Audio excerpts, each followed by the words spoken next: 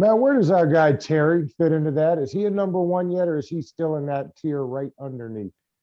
I think, look, I'm so bullish on Terry McLaurin. I was saying going into 2020 that he was one of the best rookies I've ever charted in reception perception. And for your listeners who might not be familiar with it, it's a series that I do where I go in and I chart every single route that a receiver runs over an 8 game sample, really try to put a player's individual performance. Because you guys know this, everybody that watches football knows this.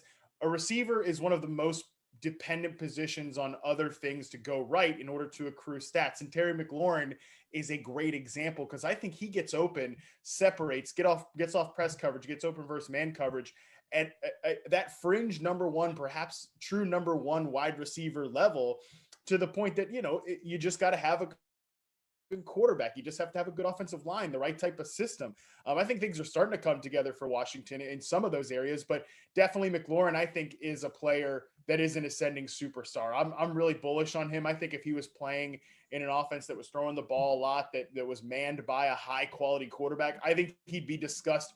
He'd be hyped up just as much as players like AJ Brown or DK Metcalf from that same draft class. I mean, that was a great class of wide receivers. I truly believe that he could have an impact like an Odell Beckham did when he first got on the scene in New York. That's how bullish I am personally on his ability.